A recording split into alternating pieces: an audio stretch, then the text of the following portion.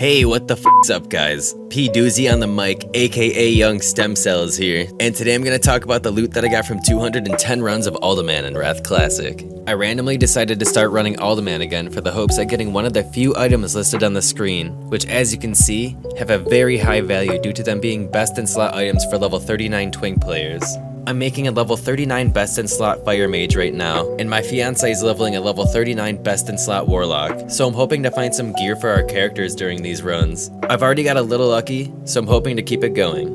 I'll be running Uldaman 210 times for 5 weeks, so if you'd like to watch me do these runs live, just follow me on Twitch. But I don't want to waste any more time, so let's get this thing started. And don't forget to subscribe.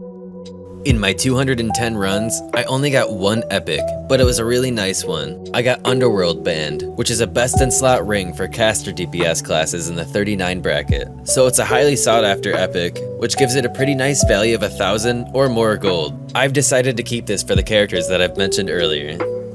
Next up, I got 18 rares in my 210 runs, which means I found a rare every 11 to 12 runs, which honestly felt a little low to me, considering Uldaman's massive loot table and the potential for world or out of dungeon rares that I could have found, but I can't complain. Here's a list of all the rares that I got, and their current value.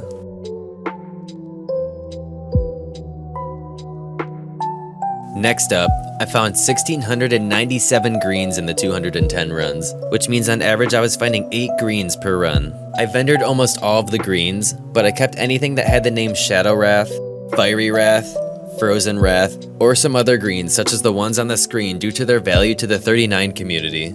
So far I've made about 850 gold from these special greens, with my best one selling for about 200 gold, and another 350 gold in value of unsold greens, so make sure you keep an eye out for items like these.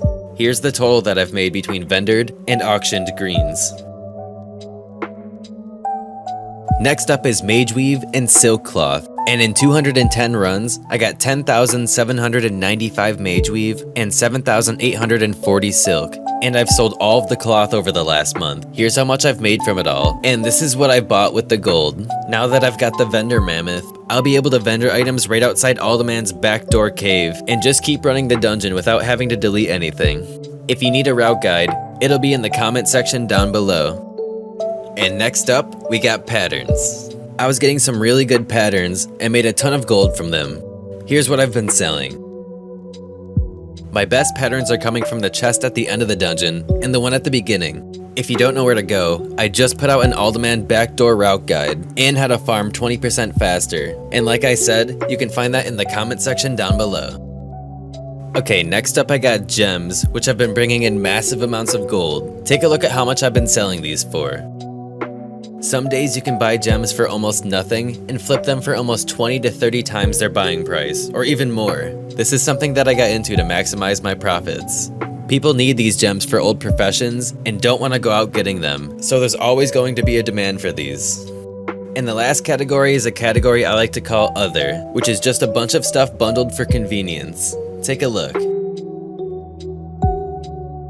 With everything added up, I've made a total of 29,070 gold and 40 silver, which is way more than I expected. This means I was making 138 gold and 43 silver per run, which is absolutely disgusting. It takes a little patience, luck, and playing around with the auction house, but Uldaman is a fantastic gold maker for those who put in the work. And I was able to buy the vendor mammoth to increase my profits due to being able to vendor items right outside of Uldaman's backdoor entrance, and continue running without any downtime.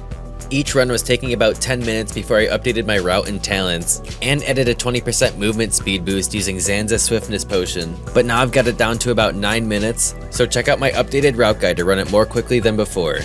Take a look at how much I made per hour, and keep in mind this isn't projected values, it's actual received value. Just take a look at this 8-minute video of me just collecting sold auctions if you have any doubts.